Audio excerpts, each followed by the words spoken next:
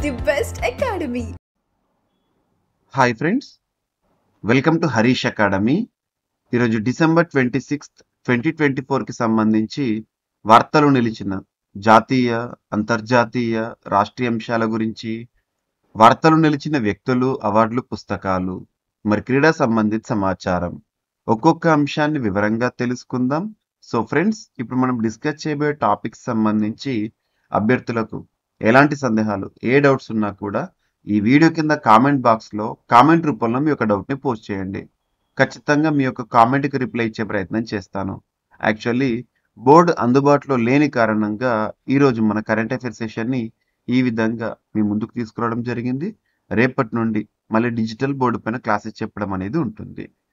పోటీ పరీక్షలకు ప్రిపేర్ అవుతున్న ప్రతి ఒక్క అభ్యర్థి మీ ప్రిపరేషన్లో భాగంగా, మీ దినచర్యలో భాగంగా ఖచ్చితంగా కరెంట్ అఫైర్స్ ప్రిపరేషన్పై ఫోకస్ పెట్టండి. సో ఇక్కడ అబ్జర్వ్ చేస్తే డిసెంబర్ 26, 2024కి సంబంధించి ఫస్ట్ టాపిక్ 5 రాష్ట్రాలకు గవర్నర్ల నియామకం అనే అంశం వార్తల్లోకి వచ్చింది. మనం కరెంట్ పాలిటీ పాయింట్ ఆఫ్ వ్యూలో ఈ టాపిక్ని లింక్ చేసుకోవచ్చు, అర్థం చేసుకోవచ్చు. ఫస్ట్ కాన్సెప్ట్ చూద్దాము. దేశంలోని అత్యున్నత చట్టం మన రాజ్యాంగం. రాజ్యాంగంలోని 6వ భాగం ఏ టాపిక్ని డీల్ చేస్తుంది, ఏం నేర్చుకుంటాం మనం 6వ భాగంలో? రాష్ట్ర ప్రభుత్వం, స్టేట్ గవర్నమెంట్ అనే టాపిక్ని నేర్చుకుంటాము. అందులో భాగంగా ఆర్టికల్ 153, ఆర్టికల్ 155 ఈ రెండు కూడా ఈ రోజు టాపిక్కి లింక్ చేసుకోవాల్సిన ఆర్టికల్స్. యాక్చువల్లీ గవర్నర్ సంబంధించి అన్ని ఆర్టికల్స్ కూడా ఇంపార్టెంట్, ఎందుకంటే ఇటీవల తరచూ వార్తలు నిలుస్తున్న, తరచూ వివాదాస్పదం అవుతున్న పదవిగా గవర్నర్ని చూడొచ్చు మనం వివిధ రాష్ట్రాల్లో. కాబట్టి ఇంపార్టెంట్ గవర్నర్ అనే టాపిక్ పైన ఫోకస్ చేయండి. సో ఇక్కడ ఆర్టికల్ 153 ఆఫ్ ఇండియన్ కాన్స్టిట్యూషన్ ఏం చెప్తుంది? ఒక రాష్ట్రానికి ఒక గవర్నర్ ఉంటారు.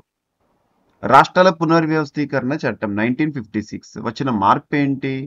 ఒకే గవర్నర్ 2 లేదా అంతకంటే ఎక్కువ రాష్ట్రాలకు కూడా విధులు నిర్వర్తించవచ్చు. గుర్తుపెట్టుకోండి. మరి గవర్నర్ అనే పదవి ఏ రకం? నియామక పదవి. ఎవరు నియమిస్తారు? దేశంలోనే అత్యున్నత పదవిలో ఉన్న రాష్ట్రపతిచే నియమితమయ్యేవారు గవర్నర్. గుర్తుపెట్టుకోండి. ఇక్కడ ఆర్టికల్ 155 ఏమో నియామకం, ఆర్టికల్ 153 గవర్నర్ సంబంధించిన ఇంట్రొడక్షన్. మరి నిన్న 5 రాష్ట్రాలకి గవర్నర్లు వార్తల్లోకి వచ్చారు. 3 రాష్ట్రాలకు సంబంధించిన గవర్నర్లను బదిలీ చేశారు. కొత్తగా 2 పేర్లు కూడా వచ్చినాయి. ఇక్కడ చూడండి, మొత్తం 5, ఎందుకంటే గవర్నర్లకు సంబంధించి ఇది ఇంపార్టెంట్.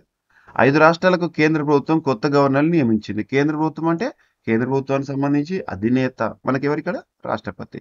సో ఇక్కడ మణిపూర్కి అజయ్ కుమార్ భల్లా గారు, ఒడిశాకి ఖమ్మంపాటి హరిబాబు గారు, మిజోరంకి విజయ్ కుమార్ సింగ్, బీహార్ మహమ్మద్ ఆరిఫ్ ఖాన్, కేరళకి రాజేంద్ర విశ్వనాథ్ అర్లేకర్. ఈ 5 పేర్లు కూడా గుర్తుంచుకునే ప్రయత్నం చేయండి. ఇక జాగ్రఫీ పాయింట్ ఆఫ్ వ్యూలో మనం రెగ్యులర్గా చూసే అంశము, ఎప్పుడైనా గుర్తుపెట్టుకోండి, తరచూ వార్తలు నిలుస్తున్న, రెగ్యులర్గా రిపీటెడ్గా వార్తలు నిలుస్తున్న టాపిక్స్ ఏవైతే ఉంటాయో వాటి గురించి ఎగ్జామినేషన్లో అడిగే అవకాశాలు ఉంటాయి. సో ఇక్కడ ఒక అగ్నిపర్వతం వార్తల్లోకి వచ్చింది.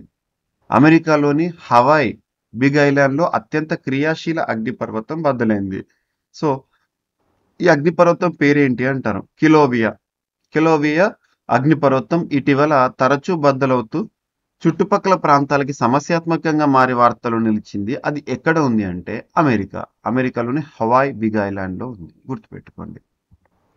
ఇక కెన్ బెత్వా ప్రాజెక్ట్కి నరేంద్ర మోదీ గారు శంకుస్థాపన చేయడం జరిగింది. జాతీయ నదుల అనుసంధాన ప్రాజెక్ట్కి సంబంధించి వెరీ వెరీ ఇంపార్టెంట్.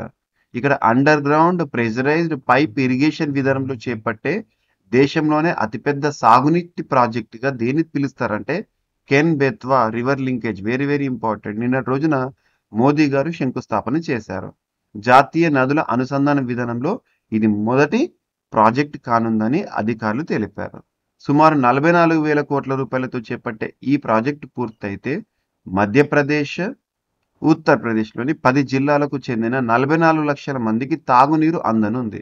అంతేకాదు 103 మెగావాట్ల జల విద్యుత్తు 2,000 గ్రామాల్లోని 7.18 లక్షల రైతు కుటుంబాలు లబ్ధి పొందుతారని సీఎం మోహన్ యాదవ్ గారు చెప్పడం జరిగింది. మధ్యప్రదేశ్ సీఎం గారు. గుర్తుంచుకోండి. సో ఈ పాయింట్ పైన మీరు ఫోకస్ చేయండి. దేశంలోనే మొట్టమొదటి సూపర్లేటివ్గా కూడా మనం అర్థం చేసుకోవచ్చు. ఇక రిపోర్ట్స్, తరచూ వార్తల్లో నిలుస్తున్న రిపోర్ట్స్ ఏవైతే ఉంటే వాటి గురించి కూడా ఎగ్జామినేషన్ మనకి ఇంపార్టెంట్. 7 కోట్ల ఉద్యోగ దరఖాస్తుల్లో 2.8 కోట్లు మహిళలేనంట. ఇండియా ఎట్ వర్క్ రిపోర్ట్ అనేది వార్తల్లోకి వచ్చింది. ఈ ఏడాది మొత్తం 7 కోట్ల ఉద్యోగాల దరఖాస్తుల్లో మహిళలు చేస్తున్నవే 2.8 కోట్లు ఉన్నాయని, 2023తో పోలిస్తే మహిళల ఉద్యోగ దరఖాస్తుల సంఖ్య 20% పెరిగిందని ఉద్యోగ వేదిక అప్నా కో తన ఇండియా ఎట్ వర్క్ 2024 రిపోర్ట్లో వెల్లడించింది. శ్రామిక వర్గంలో మహిళలు మరింతగా భాగస్వాములు అవుతుండడంతో దేశ ఉద్యోగ ముఖ చిత్రంలో చారిత్రక మార్పులు సంభవిస్తున్నాయని పేర్కొనడం జరిగింది.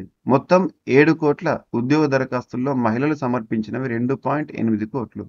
ఇందులో 1వ శ్రేణి నగరాలైన ఢిల్లీ, బెంగళూరు, ముంబై, చెన్నై, హైదరాబాద్ నుంచి 1.52 కోట్ల దరఖాస్తులు రాగా, జైపూర్, లక్నో, భోపాల్ వంటి ద్వితీయ, తృతీయ శ్రేణి నగరాల నుంచి 1.28 క్రోర్ అందాయి అంట. గుర్తుపెట్టుకోండి. ఇక రీసెంట్గా India state of forest report 2023 గురించి చూసాము. ఎవ్రీ 2 ఇయర్స్కి ఒకసారి రిలీజ్ అయ్యే రిపోర్ట్, ఇంపార్టెంట్. అది జాగ్రఫీలో మీరు నెక్స్ట్ 2 ఇయర్స్ వరకు చూడాల్సిన టాపిక్. ఇక్కడ ప్రపంచానికి సంబంధించి గ్లోబల్ ఫారెస్ట్ రీసోర్స్ అసెస్మెంట్ ప్రకారం గతంలోనే రిలీజ్ అయింది. కంపారిటివ్గా ఒక చిన్న స్టడీ. కేంద్ర అటవీ పర్యావరణ శాఖ విడుదల చేసిన India state of forest report 2023 ప్రకారము దేశ భూభాగంలో అటవీ విస్తీర్ణం అనేది 25.17% అంట. ప్రపంచ భూభాగంలో ఇది 2%. ప్రపంచవ్యాప్తంగా చూస్తే ఐక్యరాజ్య సమితికి చెందిన ప్రపంచ ఆహార వ్యవసాయ సంస్థ 2020లో విడుదల చేసిన గ్లోబల్ ఫారెస్ట్ రీసోర్స్ అసెస్మెంట్ ప్రకారం ఐరోపా ఖండంలో అత్యధిక అటవీ ప్రాంతం ఉందంట, మ్యాక్సిమం ఫారెస్ట్ ఏరియా. దేశాల వారీగా చూసినప్పుడు ప్రపంచ అటవీ విస్తీర్ణంలో దాదాపు 5వ వంతు ఒక రష్యాలోనే ఉంది. మన దేశం 10వ స్థానంలో ఉందంట. గుర్తుపెట్టుకోండి. ప్రపంచ అటవీ విస్తీర్ణంలో ఆయా ఖండాల వాటా శాతం: ఐరోపా 25%, దక్షిణ అమెరికా 21%, నార్త్ సెంట్రల్ అమెరికా వచ్చేసేసి అండ్ ఆఫ్రికా వచ్చేసేసి 16%, నార్త్ సెంట్రల్ అమెరికా 19%, ఆసియా వచ్చేసి 15%, ఓషియానియా వచ్చేసి 5%. ఇక అత్యధిక అటవీ విస్తీర్ణం ఉన్న టాప్ 5 దేశాలు కనుక చూస్తే పర్సెంటేజెస్లో రష్యా ప్రపంచ భూభాగంలో 20% అంటే. Next Brazil, Canada, America, China, మనది 2%. ఇక ఉపాధి హామీ ఏపీ కూడా అగ్రగామిలో ఉందని చెప్పేసి ఒక రిపోర్ట్, ఒక ర్యాంకింగ్స్. ద్రవ్యోల్బణానికి తగ్గట్టుగా గ్రామీణ ఉపాధి హామీ పథకంలో వేతనాలు పెరగడం లేదని గ్రామీణాభివృద్ధి, పంచాయతీరాజ్ శాఖలపై ఏర్పాటు చేసిన పార్లమెంటరీ స్టాండింగ్ కమిటీ పేర్కొంది. 2023తో పోలిస్తే 2024లో సగటున రోజువారీ వేతనంలో పెరుగుదల అత్యధికంగా నమోదైన రాష్ట్రం గోవనంట. అక్కడ 10.56% పెరిగి 356 రూపాయలకు చేరింది. 10.29% పెరిగి ఈ జాబితాలో ఏపీ, తెలంగాణ వరుసగా 3-4 స్థానాలు నిలిచినాయి అంట. గుర్తుపెట్టుకోండి. ఇక ర్యాంకింగ్స్ ఇచ్చాము. సోర్స్ వచ్చేసేసి కేంద్ర గ్రామీణాభివృద్ధి శాఖకు సంబంధించి, రూరల్ డెవలప్మెంట్ మినిస్ట్రీకి సంబంధించి అఫీషియల్ స్టాట్స్ గుర్తుపెట్టుకోండి. సో తెలంగాణ రాష్ట్రానికి సంబంధించి జ్యుడిషియరీ రిలేటెడ్ టాపిక్. సో కోర్టుల్లో 29 ఈ సేవా కేంద్రాల ప్రారంభోత్సవం.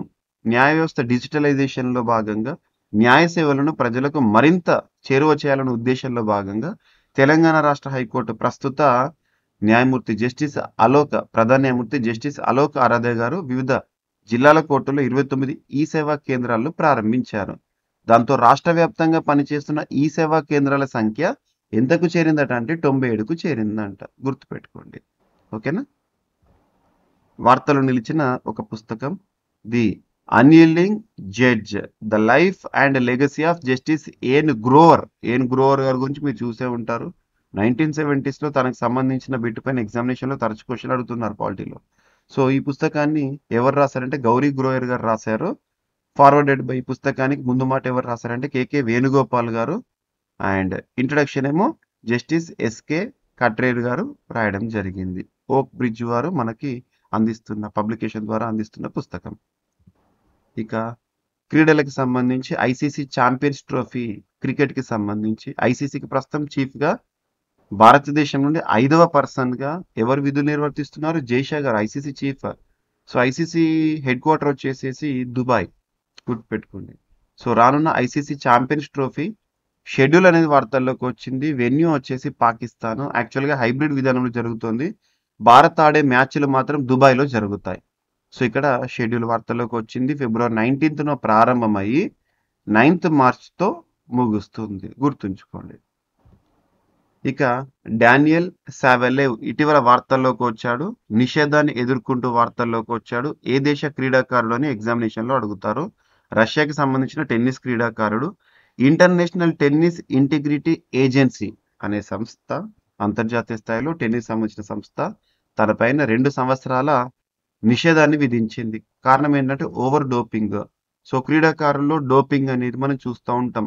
వాళ్ళ సామర్థ్యానికి మించి పర్ఫార్మెన్స్ ఇవ్వడానికి వాళ్ళు ఉత్ప్రేరకాలు తీసుకుంటా ఉంటారు. క్యాటలిస్ట్‌గా పనిచేసే డ్రగ్స్ లేదా ఇవేవైతే ఉంటాయో స్టెరాయిడ్స్ కానీ ఇటువంటివి తీసుకోవడము డోపింగ్‌కి దారితీస్తుంది. సో, ఇది గుర్తుపెట్టుకోండి. డానియల్ సావెలేవ్ రష్యాకి సంబంధించిన అంతర్జాతీయ టెన్నిస్ క్రీడాకారుడు. నిషేధాన్ని ఎదుర్కొంటూ వార్తల్లోకి వచ్చాడు. సో, ఇవి ఫ్రెండ్స్ ఈరోజు వార్తల్లో నిలిచిన అంశాలు. ఒకసారి ర్యాపిడ్‌గా చూస్తే ఫస్ట్ టాపిక్ వచ్చేసి 5 రాష్ట్రాలకు కొత్త గవర్నర్ల నియామకం.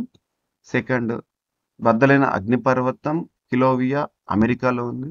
కెన్ బెత్వా ప్రాజెక్ట్‌కి మోదీ గారు శంకుస్థాపన చేశారు. 7 కోట్ల ఉద్యోగ దరఖాస్తుల్లో 2.8 కోట్ల మహిళలవే అని చెప్పేసేసి ఇండియా ఎట్ వర్క్ రిపోర్టు.